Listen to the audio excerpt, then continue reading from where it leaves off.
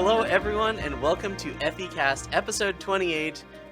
We don't have a working title for this one yet, but we are going to be talking about the balance changes that just hit the server a couple days back, and we've got a Throne tournament this weekend that's going to qualify someone for Worlds. Along with the cast today, I have Stormblessed. How are you doing, my friend? I'm a little bit tired today for some reason, but I'm pretty good and I'm excited to talk about Eternal. And TempestDragonKing. How's it going? I'm doing great, actually. Fully ready to talk about this. Oh, yeah. Okay, so I guess we should actually recap the last weekend's tournament first, right? There was, Team Ringstar really pulled out all the stops and put 3 players in the top 4, but it was not enough. Lights Out Ace, the Boxer, and Notorious GHP were no match for Nico Abba, who won the tournament with the deck that everyone was playing, let's be real here, which is Firetime Shadow Carver, using Aurelian Supplier and the new deck. I mean, I think we all knew that deck was just way too good. And I didn't. I suppose not. And won a spot at Worlds. So congratulations to Nico, and congratulations to Team Ringstar. I mean, that putting 3 people in the top 4 is absolutely insane. They just had the perfect build for the deck for the tournament.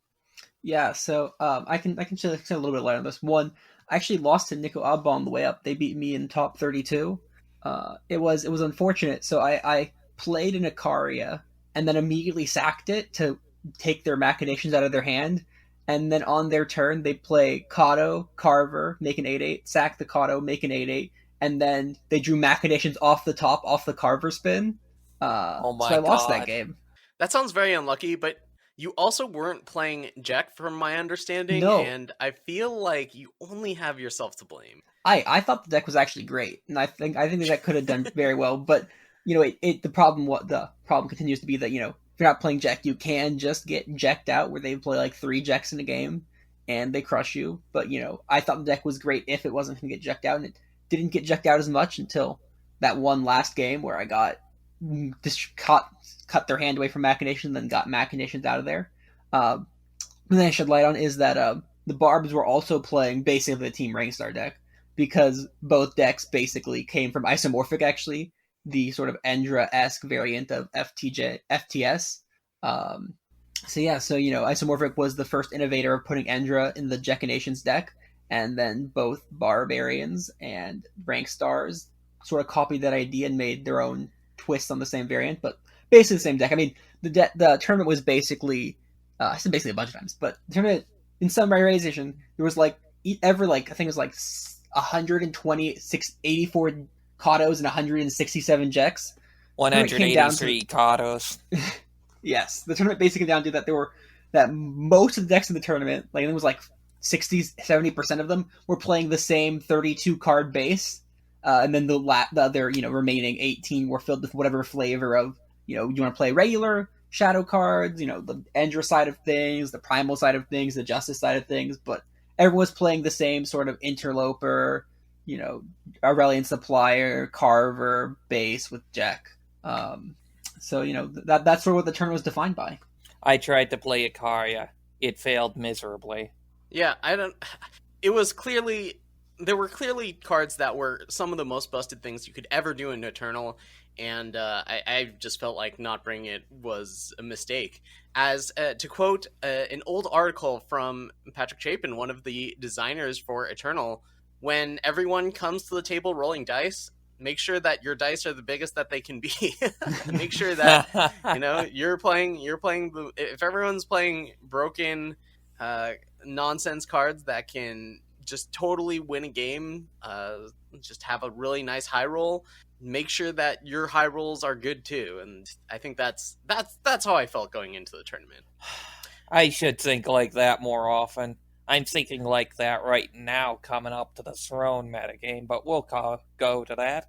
So Yes. So we're going to be testing the balance changes in this episode, but I'm curious to see in this Throne tournament if Jack will continue to be as omnipresent as he was in the Expedition one, or if there are somehow tools or perhaps a better deck, a control unitless build that could survive. But before we get to that, we have a bunch of balance changes to discuss. Yeah, so speaking of completely broken cards, Jack was not touched. And I understand why, although I think it is Jack was totally new. broken in half. Yeah, exactly. They're not going to nerf a card that they just released. There was one card more broken than Jack, and that's Kato Arena Herald. Now that's an interesting one because I was like I'm looking at the cards that were nerfed and I was like I wonder which card TDK is going to be more broken than Jack because I could think of three that you could reasonably make an argument for. We're gonna go through the nerfs and buffs from the 5.12 Live Balance Update webpage, and we're gonna start from the top. The first card to get nerfed, in some ways the most important card, is Even-Handed Golem. It used to be a 2/2 that if your deck was only cards that had even converted mana costs, it would draw you 2 cards when played. Now it has the same effect, the same cost, but it is now just a 1/1. And that's actually a pretty big change. Yeah, now its body is not very relevant. I mean, its stats were halved. I think that you're still going to be able to play even-handed decks if you really want to, and I actually I think that if there wasn't so much, if this was like the only change to even Vox, I think that deck would still be fantastic. Yeah, but it's not dominant anymore. There are two other big changes to Even Vox that sort of that kills the deck basically. Anyways, the even-handed golem change makes it so that you can actually muscle past it with aggro with ease. Yes. Like that 1/1. It's not blocking your Crown Watch Paladin. It's not blocking that. Any 3/2s. It's not blocking Teacher of Humility. It's not blocking what else is this freaking 2/2 or 3/2. It also means that you can't double block with and something else as easily either. Yeah. But you might be like, oh, it's just -1/-1. It's still going to be really good. And don't get me wrong, it is still going to be very, very good. Like it's still going to draw you 2 cards and it still puts a body on the board. But the body is a lot smaller. Like, have you looked at Temple Scribe? When people play Temple Scribe, you don't think, oh man, I can't attack anymore or whatever. But so it does change the early game a lot. I think we're setting ourselves up by keeping the ability. We're setting ourselves up to have another even-handed golem nerf down the line at some point. But I think for now it's probably fine. Also, another big thing, you can get Milos in easier on that dude. That's a good point. 1/1 is not a problem. Like, you play 2 even-handed golems. Hey, nice even-handed golems. Here's a firebomb. Actually, there are 3 big nerfs for Even-Handed Golem aside from the itself for Even Vox. Yeah, let's talk about the next one. It's huge, not just for Even-Handed Golem, but for other important decks that I loved. This is the Heat's Distillation. It's the 6. It was 6 in a time to draw 3 cards, but if you exhausted a unit, it instead cost 4. Now it is 7 in a time, and if you exhaust a unit, it costs 5, but it still draws 3 cards, and it basically kills the even decks in all the ways because this was a huge chunk of their card draw, while incidentally hurting my precious volatility decks. This change is huge. Yes. Like, it's enormous in many aspects. Nahid's Distillation was just a card that was a little too good for card draw. Yeah, it was the most powerful card draw spell. It probably isn't that anymore. Now the crown is back to Honor of Claws, I would imagine. Mm-hmm. But I think this is still going to see play as like a one of in a market sometimes. But yeah, I'm happy about this change. I think it's a little worse than Wisdom now. The kind of the problem within the market, of course, it was great in the market before because you could play Merchant and then next turn curve into Distillation. It's possible that it still would have been too good, but I kind of think I would have liked to see the change for Distillation to be cost 7, and then if you exhaust the unit, it costs 3 less, kind of pushing on to the whole you need to have a unit in play to use it thing, because a lot of times in these control decks, like in the volatility decks, it didn't really mind paying 6 for this effect if it had the opportunity to pay 4. That's some other point. This would preserve the merchant interactions, but it's possible I'm just way off base here with this idea. Yeah, that's like the picture from the Office where they're like, upper management wants to tell you the difference between these 2 cards. They're exactly the same. Hey, if it cost 7 and it was reduced by 3, it would mean it would still keep the whole. It's no longer even. Anyway, on to things that they definitely didn't do enough with. Kato, Arena Herald, still makes an 8/8, but yet now you have to have 12 units in the Void, and now has Corrupted 2. So I think that this is a very minor nerf. I just don't think it was enough. Kato is one of the most busted cards. It's a cultist, it trades well early on, comes with 2 bodies, and then in the late game it's absolutely gigantic. And it's still gigantic in the late game. Granted, it's not going to make an 8/8 as often, but there are going to be points in the game where it just does that for 2 power, and there's just not a lot of opportunity cost to playing Kato. And then the Corrupted 2, anytime that you are making an 8/8, you're probably going to be able to pay that Corrupted 2. So I feel like they needed to make the giant smaller, and I'm not looking forward to playing against Kato for another however long until it's inevitably going to get nerfed again. Sonny, hang on a minute. This is important. I think this change is enough. Sure, it's definitely smaller than we liked, but first of all, it's harder to get to giant. This is important when you're on a very important clock, like what aggressive decks are doing. By the time you get that giant, it might not even matter. They're about to overrun you. Getting 10 units, you can get it right before they're gonna do that, and then they lose on the spot usually. But also, you have to pay 2 for the Corrupted. I think Corrupted 2 matters a lot more than 12 units. The 12 units thing, in say, the Jekinations, the main version of it, the standard FTS that Nico Alba and others were on, 12 units is not that much different than 10. Yeah, it is different and will impact some number of games, even a significant portion of games. But if you look at, say, the Jekinations with Endra, that deck put a lot less units in the Void, and that deck got to 10 a lot less than the a lot later than Jekinations did. So it in a lot of decks it can stop being so powerful, right? In the Endra deck, it's gonna be a lot less powerful than it was in the regular Jekinations brew. And Corrupted 2 is a big change. Yes, you actually have to pay things you actually have to pay a cost.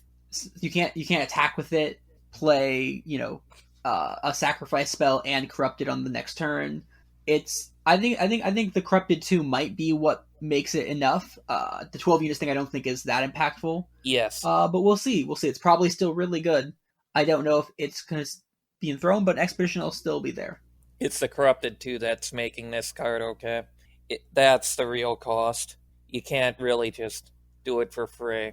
There are times where, quite often, it's just going to fade away as a shade, and that's good. The next card also is going to now fade away as a shade, and it's a card that I had been playing for so long that Sunny laughed at me for, and now it's being nerfed, so who's laughing now, Sunny? This card is Unfamiliar Interloper. Once thought to just be an okay draft card, then to a good draft card, then to a great draft card, then to oh wait, this card's better in constructed than in draft.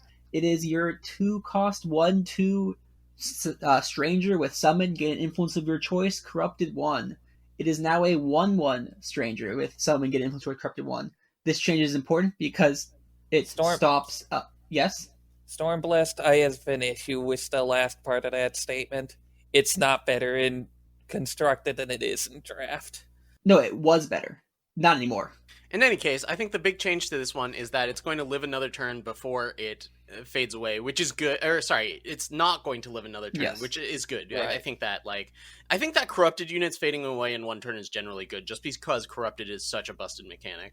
If they made a change that was just all Corrupted units are now O1s, and then they even for say some of the ones that have more expensive Corrupteds, like Corrupted 6 or whatever, you can push that down to Corrupted 3 or 2 or something if you have to, but if they just changed the mechanic completely, I think it might have been fine overall. But yeah, now it no longer blocks 1X's all day every day, and you can't now get 2 free sacrifice out of it, right? You can't sack it to Carver and then next turn sack it to Carver again, or combust and then next turn combust again.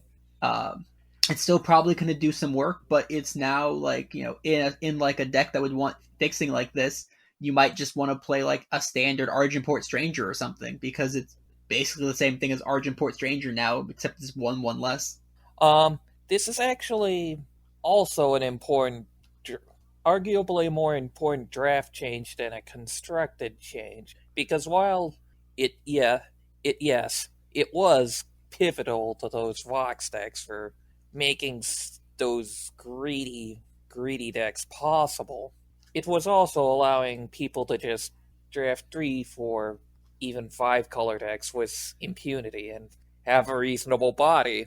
In the early pre show where we were talking about what we're going to discuss with ourselves, uh, we said we weren't going to mention draft too much, and then TDK's brought it up like twice. So just to clarify, I think about draft is one of the reasons that draft is actually becoming less of a 5 faction nonsense if it environment or 3-4 faction is because not just this card but also all the fixing strangers are no longer 6 times as common as they used to be.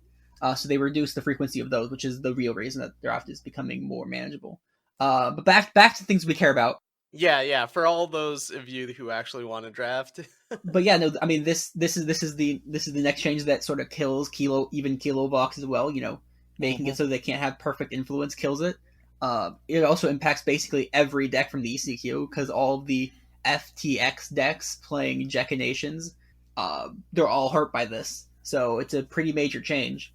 Yeah, and speaking of changes to corrupted units, Rectifier is now a 3 double time 1/1 instead of a 3 time 2/1. Pulling back on the stats of Rectifier, another change that I think I like, because Rectifier was another card that was just surprisingly really good. It just goes to show you how busted of a mechanic Corrupted is, especially with the tools that we have to utilize excess bodies with. Yeah, the Rectifier was kind of pushed. It's kind of funny, like when it was first when people first started playing it in draft, it was like, oh, it's Grodov's favorite smaller brother, and then it's like, oh wait, it's like really good. Oh wait, we should throw it in constructed decks, and then it just became a mainstay in constructed decks from then on. Here we are. Mm-hmm. And another change to these are all changes to the deck that won the tournament this past weekend. Aramot's Machinations is now 6 time Shadow. I like this. Aramot's Machinations was so good. I was kind of okay with Aramot's Machinations being good because it's a sweet card. You have to have some setup and then the payoff. If they just nerf Kato is really the card that makes it absurd. Kato and Jack. Yeah, Kato and Jack. I think that the reason that it's pretty decent to get this in nerf is because it's eventually going to be busted with other things, right? If they nerf Kato and Jack, then eventually in the future they print other good 2 and 3 drops, and then it's back to being absurd again. So hitting this up front might just be good because it's really good recursion, right? You get 6 power worth of units out of your void, and they all get +1/+1 and overwhelm. Oh when yes. You combine that with cards like Jack, or any other card in the future that does a similar thing, then it just becomes absurd. Oh yes, about that. Let me just mention that Spire Shadows is a card, and let me mention that Gear Cruncher has 3 attack. You can recur a Gear Cruncher with this. Okay, Blazing Salvo is now deals 2 damage to a unit and 2 damage to yourself, which I actually really like this because Blazing Salvo as a tool for control decks I think was a little too good. Blazing Salvo, of course, is still going to be very good, but I think that making control decks suffer a little bit more. They're going to suffer from the 2 damage to themselves more than aggro decks. I think that's a good thing because what it allowed is for control decks that didn't have any interest in units, they had an excellent spell that they could play and had market access because of it, and didn't need to play units for that. So I like this change as well. It also makes aggro decks a little more fragile and makes them not being able to remove a unit with Blazing Salvo without dealing 2 damage to their Fury Blade, for example. Yeah, I think it's a very good change. The only thing that's sort of disappointing is that it makes the text wonkier, and I like the clean text box before, but it was very, very good, and I think pushing back on it for being in unitless decks makes the game a lot better because I don't think it's really that playable in Spellcrag, because dealing damage to yourself is kind of really hurts when you're playing against Stonesker aggro. Yeah, this was the most powerful market spell. I'm glad they pulled back on it. Yeah, it was also the most widely played. All right, this one, oh my god. Okay, Arc of Soul now costs 2. And I am glad Hallelujah. that Arc of... Yeah, exactly. I am so glad that Arc of Soul is nerfed. That card was the most nonsense thing. Well, one of the most nonsense things you could do in Eternal, especially coupled with Kato. But holy cow, this Freaking first sentence Kato. in the explanation, Arc of Soul has a lot of good gameplay associated with it. Where are they getting this good gameplay from? Like, what this? There was not good gameplay. It was not good gameplay. Your opponent would go first. You would play a depleted power, and then all of a sudden your opponent would be on 3 power to your 1 and have a 2-drop because they played Crack the Earth. They attack, they Arc of Soul, and they play a 2-drop. So like, sorry, they pull 1-drop. My bad. And then on the next turn, they get to go 1-drop into Reliant Supplier and draw 2 cards on you. When they're on the play, yeah. Oh my god. But no, this is also the last of the changes that also kills the Kilo Vox deck as well. Not just does it make it harder to utilize and especially with influence and stuff, but now one of the things that sort of prop that deck up is that you could play a cultist on 2 and then on turn 3 get in with your cultist and then sack something and play another 2-drop. You can't utilize that extra power anymore. Now it actually costs an actual card on your turn. So I think this is the final installment to kill the even Kilo Vox decks. Not to say that all even decks are dead, just that specific one. As a side note, this makes Crack the Earth significantly worse than before. Not even close to. Because if you go turn 1 Crack the Earth and then turn 2 activate Arc of Soul, you most of the time weren't playing that power anyways. Now it is relevant because you have sometimes had depleted power, etc. So it does make the card worse, but I don't think it makes it significantly worse. It's still usable, it's but like, now it's like playing a Power Stone, not like, I don't know. Oh, God, I am just... Yeah, you could also go like Torch into Arc of Soul on turn 2. It's just so dumb. I'm You're over it. Yeah, I'm over it. I'm okay, also so over it. Side buffs, aka also nerfs. Well, the first one's an actual buff, but it's so funny how irrelevant it is. I think this is a nerf. Okay, so Purge Driver, for this one has not seen a whole ton of constructed play. This is a 4-cost Justice unit, and it has Summon, Silence, and Kill a multi-faction enemy unit, Corrupted 5. It was a 2/2 with 4 JJ, and now it's a 3/2 with 4 triple J. So I think that this is a nerf because it's going to make it more difficult to play, which is the main barrier before this card. But I mean, even so, like, it could miss things. Like, it isn't necessarily going to be able to kill stuff on a wide variety of board states. And I think the main barrier to this card was actually that it missed too many important things. Like, it missed Kato, it missed Milos, it misses Jack. It misses Jack now. I think the barrier to this card seeing plays that transpose is terrible. Because it's God. like the perfect card in the transpose market. It's a situationally exceptionally powerful card. You're actually right. God, I hate it when you're right. You have a point. And the fact that transpose is terrible means that this card doesn't see play. If transpose was the deal 2 damage to something spell, you would be seeing a massive amount of Purge Drivers. If Salvo got 4 cost cards instead, you would see nothing but Purge Drivers on ladder, and you would hate the card. But the fact that the market spell is bad, that gets 4 cost cards means that you don't really get Purge Drivers in. Making it a 3/2 doesn't really change that, and making it harder to play doesn't really change that either. Yeah, we need a sound clip of me saying, like, gosh, Stormblessed, you're right. Would we hate Purge Driver, actually? We'd just be it playing would be nothing terrible. but single faction units. Yeah, all the multi-faction units would just not be playable at all. Like, you play a Naoki into a Purge Driver, and it just is the most miserable feeling. And then you get a second Purge Driver as well on the second Naoki. Oh my god. Okay, so, and then we have another nerf. Two-Face is now a 2/1 Corrupted 1. It was a 2/2 Corrupted 2. This is, like, the Corrupted ability matters if you're a mill deck, but the second point of health matters so much more in, like, every deck. So, yeah. I'm glad to see this. It means that the shade only lasts 1 turn. Yeah, again, corrupted units should not stick around as shades for a long time. And it also means that you can't block 1X's anymore with it either. So this means that mill decks have slightly worse defenses, but more flexible mill potential.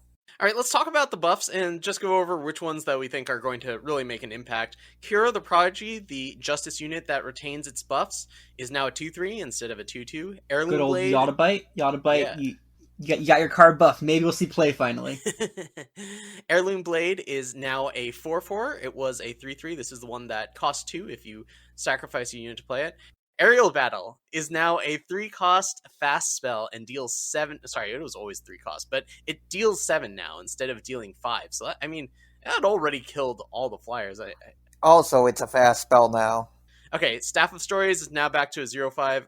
Statuary Maiden is back to a 2/4. I think that one's pretty relevant. And Midnight Gale finally survives Torch. It's been around as long as Torch has. It's now a 4/4 flyer instead of a 4/3 flyer. This is the 3-cost double primal double shadow card that has Infiltrate, gets Lifesteal. Now it's a 4/4 flying instead of a 4/3 flying. So which of these cards do you think is going to be the most impactful, or which ones do you think are going to have an impact at all? I'm going to say something really weird. Heirloom Blade's the most important buff out of all of these. You might be right. There's that new card that says sacrifice a unit, give your relic weapon plus whatever. +5/+5. Nightmare Gates. Yeah, that would want to go in the same deck as Heirloom Blade, right? Yeah, they both want to sacrifice things. I have seen that deck, and it is scary. We will talk about that deck in a bit. I don't 100% disagree that Heirloom Blade going to a 4/4 might be the most impactful. I also think the Statue Maiden buff is, relevant too. And then Midnight Gale going to a 4/4 seems like if there is a Feln aggro deck, that this will be the reason that it's good, because a 4/4 flyer for 3 is big game. Yeah, like, can you name a 4/4 flyer for 3? There just I isn't can. one in Eternal. It's called Midnight Gale. Come on. That's cheating. He asked me to name a 4/4 flyer for 3, and I did. I got there. This is the, insert sound clip. Oh, God, Stormblessed is actually right. So, yeah, I mean, people have been playing Ramba in recent memory, and that's a 4/4 with no evasion. Now Midnight Gale, it gets lifesteal. It's a 4/4 flying. It's it's a powerful card. And of course, in Expedition, the big dilemma with Ramba is that it could be hard to pull off its influence. And in Throne, we have so many more duels, and Midnight Gale, it really depends on if the rest of the deck is there, if the shell is there. You obviously have Mother of Skies, benefiting from multi-faction units, but I don't know if the rest of the deck is there or not. I think in the future, though, there probably will be some sort of Feln aggro deck, if a couple sets that will be really good. Yeah. I think that the Cura is not going to make it. I think that 2-drops just need to hit for 3 or be able to hit for 3 or have more than 3 health. It needs to be like a 2/4 for 2, or it needs to be a 3/3 for 2, 3/2. Staff of Stories, I think, is not going to be impactful. Statuary Maiden might be too late for Statuary Maiden. The cards are better now. Statuary Maiden as a 2/4 was a good card. I never thought it really actually needed the nerf, but oh man. I think Vara is pretty garbage right now, so that's possible. Yeah, Statuary Maiden might come back. We'll see if a controlled deck involving Stone Scar will pop up. I like all these buffs, I like these buffs too. Yeah, it's not like we're buffing Jack, which would be we noticed that not everyone was playing Jack at this tournament, so we wanted to make it a 3/4 naturally because it had to be playable. But so there's one other piece of the update there's some 73 new cards coming to Expedition, but that'll be discussed in a future FECast. We are focusing on Throne this week, but just wait for next week and we will be talking about those other cards. So TDK is super excited to talk about Throne metagame this week. TDK, start us off on the Throne metagame discussion. All right then. Let's start off with the obvious ones. I see 2 obvious decks here, and that's Stone Scar and Praxis. Both of them are running hot with Jack, and they both have their own ways of taking control of the game. Stone Scar does things like Black Hole War Leader, Argent Void Instigator, and the famous Champion of Chaos, who manages to be a 3-mana 5/5 in the best of days. And Praxis is pretty hot too with Aurelian Supplier. We've mentioned him a couple of times. He's a 3-mana 2/2, Fire Time, with charge that draws a card if you have more units, and then draws another if you have less cards than your opponent. These checks happen simultaneously, by the way. So like I think that I played a lot of the Praxis deck today. It is so slanted against control decks. It is so good against decks that are slow, but it does not play defense well. Fire Time doesn't have great removal, and you're going to need it if you're playing against like Stonescar aggro or something, or if someone is just flooding the board against you. You have like Torch and Karos's Choice or Seer or something like that, but you just don't really have great efficient removal options past Torch. And it just doesn't play defense well. Like Aurelian Supplier on the draw, your opponent plays 1-drop, 2-drop. You're looking at a card that costs 3 and is just a 2/2. I guess it has charge, but Yeah, Praxis doesn't do well against boards that go wider than it. Its response to go wide boards is to go wide itself. it does absolutely crush control deck. So if that becomes big going into this weekend, I think that it could be a reasonable choice. But I've been liking the Stonescar deck more. And this is the last time we talked about Throne. I talked about how much I liked Jock D's deck, who made the finals of the last Throne ECQ. Yes, that is what I am trying to say. And I mean, that deck gets Jack and Contract Killing. And both of those cards are very, very strong. Contract Killing kills basically everything you care about, and Jack is just a monster.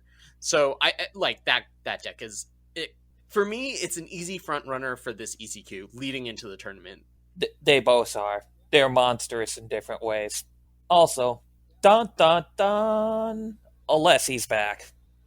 Yeah, I saw someone play Alessi into Harsh Rule against me today. I was not hot about it. Like, okay, so what's the new appeal for Alessi? Let's see here. Wait, what factions are you playing with, Leslie? Primal or Fire? Are you playing with Aurelian Supplier or Mother of Skies? The one that I saw was pure Combra, actually. I think you're going for Silverblade Intrusion with her now. I'm not convinced of this. I haven't seen the full deck list yet, but I guess Alessi just is good enough now with all these that new cheap spell of Silverblade Intrusion, along with just slamming a Sword of Unity on something, taking down a good amount of these mid-range decks, and making sure Control can't do anything about you, along with Alessi naturally gaining armor. I think this is more of a metal call. Yeah, I'm with Stormblessed. You're gonna have to do a little more than that to convince me. You're sort of naming cards that I think are kind of medium and putting them together and saying, "Hey, look, it's busted." And I'm just like, I don't know if this is where we're gonna see the quarterly. Yeah, I mean, like Silverblade Intrusion doesn't do something that's appreciably different than like Finest Hour as far as saving your units from damage. Like that wasn't the issue with. What was the issue? The issue is like, I don't know, like if you don't get off the ground with your Alessis early on, then you just don't really do anything. You have all of these spells in hand that are cheap and don't do much to impact the board when you're getting beaten down by something quick. I mean they play Crown Rot's Press Gang, but at that point that's like turn 5 you finally get to play your Alessi down. Like Stonescar will have you at 5 life or like 10 life if you're not putting up a fight by turn 5. Then you just die. I'll have to look into how these decks put up a fight early, but I know they can be scary. Now, the one deck I actually wanted to mention was that Endra Storm is back. You can now play Endra, but now you get to put Jek in there, and Jek is basically like Endra number 2. It doesn't ramp up like Endra, but it does consistent 4 damage every time, so it's evens out to be roughly the same overall. So basically, now that you have a second combo piece, you basically have enough consistency to make the deck work. The problem with it before was that you were playing Endra, and that you were playing 4 Endras, and if you didn't draw an Endra, you just lost. Since you couldn't 3+1 it anymore, that kind of killed the deck. But now you have a second win con, and the deck looks kind of great. Oh, I was thinking of just Endra in destruction decks. I actually lost to that today. someone was playing a deck that was very similar to a lot of the Endra decks that we saw at the Expedition Championship, where they were using Moment of Pause or whatever it's called in Karos's Choice to rebuy their Endras. And the benefit to this is that in Throne you get access to some really powerful reanimation spells. You get Dark Return and you get Last Chance. You probably don't want to use the Last Chance. Probably just want to stick to Dark Return. But that's a good way of recurring Endras and getting some real value there. That all just seems pretty good. Bouncing Endra from zone to zone. Sometimes you just end people. I know Notorious ended me like that. Yeah, the team rank star people are on Endra Storm right now. Oh, for Throne? Yeah. I'm not terribly surprised at that fact. It doesn't seem that they're on the deck, they were testing it, right? Yeah, so, that testing it. Yeah. That doesn't mean that anyone's made a final decision. Oh, so that's what happened when I played against Lights Out Ace, and he did nothing for 4 turns and I killed him. Yeah. And now it makes sense. Yeah, sometimes the deck whiffs, sometimes it whiffs. Yeah. Makes sense. Speaking of possibly doing nothing and whiffing, Spire Shadows decks. I saw a very, very interesting one from Finkel. It's Firetime Shadow. Spire Shadows is the new card from Shadows of the Spire. I mean, I guess it's the namesake card in a way. And it is a 2-cost Xenon card that says switch the attack and cost of each card in your deck. So the person who played it against me followed it up with all those, all those random time cards that are ambush 0 whatevers, like the 0/6 flying ambush for 3 or something. Oh, Doom all of a Phantoms. Sudden, that's a 3/6 ambush for 0. So like that really got me. I was trying to attack in with the Milos and it got eaten up. But yeah, you can do a bunch of things with it, I'm sure. What do you think is going to be the best way to utilize Spire Shadows? Because it's obviously a card with a lot of potential. I don't know, but Finkel came at me Master Rank 4 with Spire Shadow Grenadins, of all things. They were playing Scrap Tank, Gear Cruncher, the works. Scrap Tank and Gear Cruncher seem pretty scary once you get Spire Shadows on them and just flood the board with Grenadins in an instant. Yeah, it seems like, it's always difficult to play and activate the Gear Cruncher, right? It costs 1 to activate. It costs 3 to activate. Oh, it costs 3 to activate. Well, yeah. So like normally you would play the Gear Cruncher and the next turn you would activate it, but now you can just play it and activate it on the same turn and just kill stuff. I'm not convinced by Spire Shadows and that sort of deck anymore. I think that at least in the Grenadin deck, that deck benefited a lot from having Blazing Salvo to get Spire Shadows, and now you can't. You can still play Blazing Salvo, but like I'm not as convinced by Blazing Salvo into a Spire Shadows game plan because Spire Shadows is more of a later game plan, and Blazing Salvo is now less of a later game card. I think they were just using Merchant. You probably didn't see that, but you could be right. I know that I've seen and heard of Blazing Salvo for Spire Shadows decks, and since they're playing Fire for Grenadins anyways, I assume that it would be playing Blazing Salvo for Spire Shadows. Yeah, because the thing about Spire Shadows deck is you want to be playing Spire Shadows before you do anything else, because like you could have some just like really expensive cards that you can't really play until you use Spire Shadows on them. I really hope that Stormblessed is wrong just for the sake of being wrong. That would feel really good for me. So I'm gonna go ahead and say that Grenadin Spire Shadows deck it's going to be great. I don't think it's gonna win the quarterly. I'll put it that way. Okay, well, yeah, that's a tall order. I don't think it's gonna get top. I don't think it's gonna get top 16 in the quarterly. Okay, that's the Sunyveil Stormblessed bet of this this episode. Yep. Come on, people out there, do me good. I would just like to also state that I think TDK was on there last time too when we did the drafts of the ECQ decks. Oh, shoot, I'd like to say that I won that because I had even Vox and Stone Scarab was my 1 and 2, and clearly those 2 decks were the best overall. Yeah. Sad face. We really need a soundbite of me saying, "God, Stormblessed was right again." So the other thing about with the other thing we haven't mentioned that throw metagame is actually very, very diverse right now. Like we mentioned all these different aggro decks and control decks. Well, we even mentioned control decks even there's Spellcrag could still be a deck, and Ixtun could still be a unitless deck, and Spellcrag kind of has to go back to Merchant over Salvo, but honestly, I kind of like playing Merchant anyways. It's a good blocker, and you get to open up your market, which is pretty huge. So I think Spellcrack could still be a real deck. Of course, it's punished by Yeah. the Praxis deck, obviously, that Sunny brought up. Yeah. So So the big boon to the control decks is that they get turn to seed, which is absolutely yes, insane. It was great in Expedition. It's way better in Throne. yeah, Turn to Seed is the Oh, nuts. oh It's my like god, Avagraph, turn to but seed. better. Oh my god. No, this is old Avagraph. It is slightly less frustrating than Avagraph because at least you can play the seeds you draw, whereas Avagraph was just like, I drew a completely dead card, where at least you get to play the seeds, so like, I it's don't know slightly about less that. feel bad, but I it's think better the than Avagraph. only time that's relevant is if you can use them as sacrifice fodder or have Obelisk out, because there's no way you're playing a card that says this is going to survive 5 turns. Like, if you have any card that says this is going to survive 5 turns, like if you're betting on your cards surviving 5 turns, like, good. I mean, like, you're going to win a lot of games if your cards survive 5 turns. Like, a Milo's surviving 5 turns, your opponent has 5 firebombs in their deck and is at 10 life. That assumes it can swing in all 5 turns.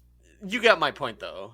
More relevant than you're giving credit for. I don't think it's like exceptionally relevant, but it's mostly relevant in the early game, right? Where if you turn to seed on turn 3 in a control deck, there is not an impossibility that the opponent that it becomes an issue, right? If you don't draw one of your harsh rules by turn 8 or hailstorms, which is possible, and your hand is full of single target removal, that you might have to use a second removal spell on the seed or whatever. It's not impossible that it becomes relevant again, especially early game, which is the point, right? But if you play turn to seed on turn 8, it's basically going to be irrelevant. But if you play turn to seed on early, then it could still be relevant. And I think that's the point, although it's still completely absurd. Like, even regardless of this tiny minor drawback, it's still absurd. Because it hits voids, it hits decks, it hits hands, it hits not markets.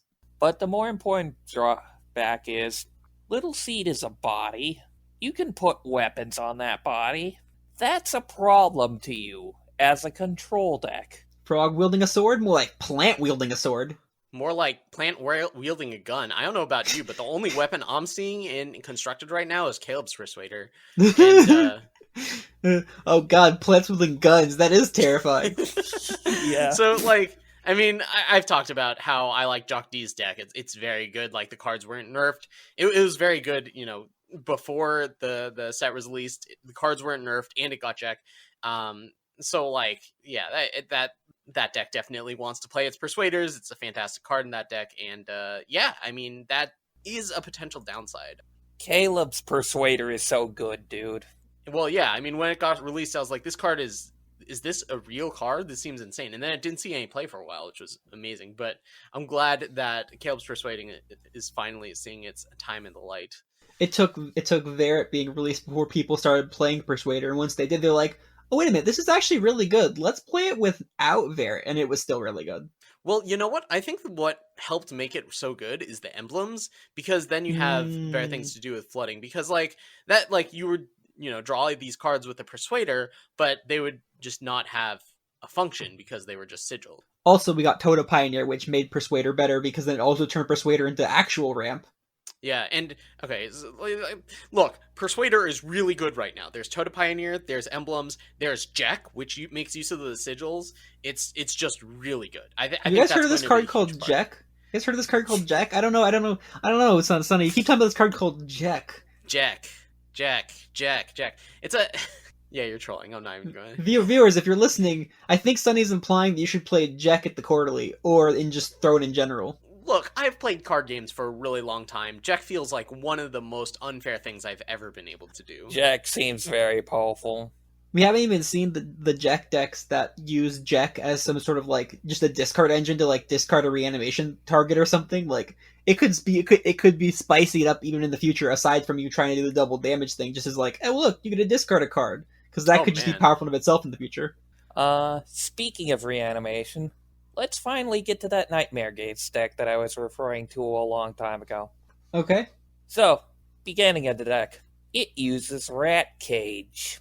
It sacrifices rats to make its weapons bigger and to make cheap heirloom blades. It has Jade Horn to buff your relic weapons further and just smack multiple things with it. has a few removal spells too.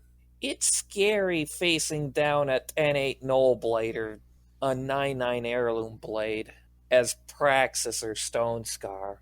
Well, I mean, as scary as that is, like, Jack with double damage deals 4 damage to the relic weapon, and then if they try to attack down the Jack, like, they take 4 more damage. So, like, Jack versus an 8-8 weapon, Jack kind of comes out on top. Yeah, but then you have Makara's Quiver as well, which buffs all the rats by 1 attack. You know what else, like, feels really good against this? Kato, because when you have all these random 0-1s, early on in the game, they can't hit your face and kill you, and then late in the game, you just have 8-8s for some reason. This is like, we should just name this episode Sunny Salt, because I feel like I've been more salty in this episode than, like, all other FECast episodes combined. You just been, I like say like a random sentence and you'll just like get super salty, just not even like at the cards, just be like, God, Stormblessed again. Hate this guy. Stormblessed again. Oh, and you know what? All those decks also can play easily. Blight Moss. Blight Moss Sure. kind of kills Kato dead too. And to sacrifice. Yep. I don't know. Maybe we'll finally see the return of an armory deck. I'm not 100% convinced of it, but I like the thought of it, and I have really liked Heirloom Blade in the past. Also, Press Gang can fetch Star Breeder Severin, who is finally relevant. I actually saw, first of all, Severin is a card that I saw and was like, yeah, this card seems like it might be playable. This has recursion, like, when you play a relic, if you have quad or quintuple shadow, play it from your void. Quintuple, and it's a 1-drop 2/1. And I actually played against some people from ET playing this deck today, and it didn't. I don't know. They just didn't get their thing going on. But even then, I was on Praxis, so like I think I would have just overrun them. They did get their thing going against me, and I was also on Praxis. Deck is real scary when it gets going. Trust me on this. Yeah, I'm willing to believe that. I mean, playing Jadehorn is big game with the deck because not only is it something you can sacrifice because it has Corrupted, which Corrupted is a great mechanic as we discussed earlier.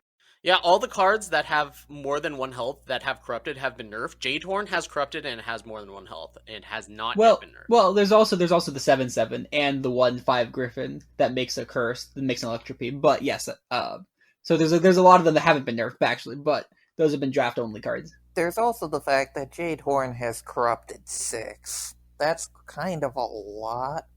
But more importantly, what Jadehorn does is that when you play it, it gives you 3 armor, which obviously makes your relic weapons last longer, which is huge, right? It's basically 1 hit from Jack by itself.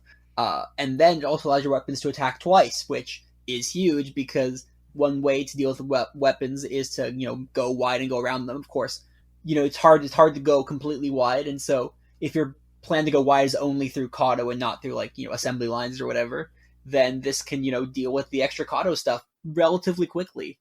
And of course, then you also have the other finisher in the Nightmare Gates deck, Spectral Scythe, which dodges all the tokens completely. So you can make like a 7/10 Spectral Scythe that attacks twice, and you hit them in the face for 14. Pew pew. I'm not really that convinced. I think that as exciting as Jadehorn is as a card, I don't think it's good enough. We do not live in a world where small edges are what you should go on. We live in a world where there's Milos, there's Jack, there's Kato. Hey, I'm naming all fire cards. I wonder why that is. There's Turn to Seed, there's Contract Killing. These cards are just unreasonably powerful. And going into this tournament, if I'm not playing something unreasonably powerful, I think that I'm not liking my chances. I think I was wrong about Jadehorn. I thought Jadehorn was going to be absurd and ended up being not absurd, and so I was wrong in my evaluation of Jadehorn. I overrated it significantly. Yeah, but that's reliant on how good the relic weapons are, right? If there's some busted relic weapon, Jadehorn becomes amazing. A 10/1, unblockable. For 2 power! Wow! Yeah, they're not printing that. They're not printing that. So okay, 2 power, deal 10 damage to your opponent. Do you think that is a card that they would print? That's a playable card, right? They printed Breath of Oprex. That's basically the same thing, right? No. If this was Survivor, you would be voted off first. Well, I feel like with that statement, I feel like I have won the podcast. I What's that even mean? I have won the podcast. Exactly what you think it means, Sunny. Exactly It means what that you think it you means. get to take home the podcast until the next time we record this, I guess. I'm gonna take home the podcast. All right. Picks for this weekend. Quick picks for this weekend. What is going to win the ECQ? I am just going to go with Stonescar Jocked deck. some stupid jank that we never saw coming, but somehow ends up being very powerful against Jack for some reason. That Nightmare Gates deck is a good candidate. I'm gonna be on A Nightmare Gates Praxis. deck with Turn to Seed. You put Turn to Seed and Nightmare Gates together, boom. Oh my god! But yeah, no, I think I think my actual pick is probably some kind of Jack deck, rather whether it's Praxis Jack or Stonescar Jack or Endra Jack. I think we're gonna have a Jack and good time over here. I'm gonna be on Praxis Jack right now, unless I convinced otherwise that a deck is consistent enough. You on can't other play deck. Jackkinations. That's probably why they nerf Machinations to prevent Jackkinations from taking over two ECQs, because returning Jack with Overwhelm was absurd. It was pretty absurd. Yeah, I think the big inhibitor there is the influence cost. Getting triple fire to play the Jack, and then now double shadow, double time. Because I was playing a deck that only had one shadow source and was playing Machinations for Jack at this ECQ, and I thought that was plenty. Also, it costs 6. That's a big one too. Yeah, because now it costs 7 to return Jack. Because when you return Jack, it turns out that you still have to pay for that summon ability. As if you watch Yoda Bite, you might discover that Jack does not cost 3 power. If you watch some of my opponents, you would discover that Jack is in fact not a free lunch. With that being said, I think we're all sort of in agreement here that the sort of deck to take at currently in the throw-in metagame is some kind of Jack variant. Mm-hmm. If you can find something stupider, good on you. If you can't, run Jack. That's He's a pretty dumb good rule of enough. thumb for this weekend's tournament. All right, let's get on to something completely different. We haven't talked about this at all, but I am actually going to be starting up a Friends of Eternal Fantasy League. If any of you are fantasy sports enthusiasts, this is going to be kind of similar. It'll be open to anyone. If you're interested, just check out the Discord. I have a section, or I will have a section by the time this is released, of that is going to be dedicated to the fantasy Eternal. Basically, what it's going to be is there'll be a asynchronous. I don't know if it's asynchronous. I don't know what the term is, but everyone's just going to turn in their list of their pick order, and there'll just be a serpentine draft among all the players, and there will be 5-man rosters for each player. So, for example, I could have a rank of 100 different Eternal players, and whatever the highest ranked player on my sheet is when it becomes my turn to pick. That'll be the player that I get. So at the end of it, everyone will have 5-player rosters. There will be. This is going to be a legacy league. I mean, well, I don't know about legacy. This is going to last until the end of the ECQ season. So we have 3 ECQs left. This is just going to be a shortened season to start us off, but you're going to pick a team for those 3 ECQs, and you'll earn points based on how well they do. Does this count the quarterly? No, it does not count. This is only ECQs, so that everything is an open tournament. All the tournaments that are counted are open tournaments. There is going to be trading allowed and free agents, if you will. If you're into that type of thing, I know I am. Check it out in the Friends of Eternal Discord with Fantasy. I'll have all the information there and what you need to do in order to get started with that. And I mean, this next ECQ is coming up in a week and a few days, so I'm planning on having it start the morning of the ECQ. And everyone that's turned in a list of picks, I guess, the pick order, I suppose, it will be in the league, and we'll have some fun with it. Should be a blast. Sounds fun for sure. So yeah, it's been a good time. I am missing sports now in the wake of coronavirus. I mean, I'm a big baseball fan, so not having that, I need something, I need something to root for. So yeah, be on the lookout for that in the Friends of Eternal Discord. All right, speaking of Friends of Eternal, thank you to our Friends of Eternal Patreons. These people help support FECast and pay for the hosting of this podcast as well as the editing of it. So a huge shout out to Chamomile, Crissier, Work Done Son, Yeast Out, G-Dub, and Sigma Tank. Thank you for your contributions. If you'd like to help support FECast and Friends of Eternal, head on over to patreon.com/Friends of Eternal, and you will have our forever gratitude and an open invite if you'd ever like to join the show. All right, well, thank you too for joining me. Thank you all everyone out there for listening. Good luck for those of you playing in this tournament, and good luck for those of you playing in next week's ECQ if you don't hear from us by then. Until next time, good luck, have fun, and we will see you in the friend zone. Have a good one. See ya. Peace out.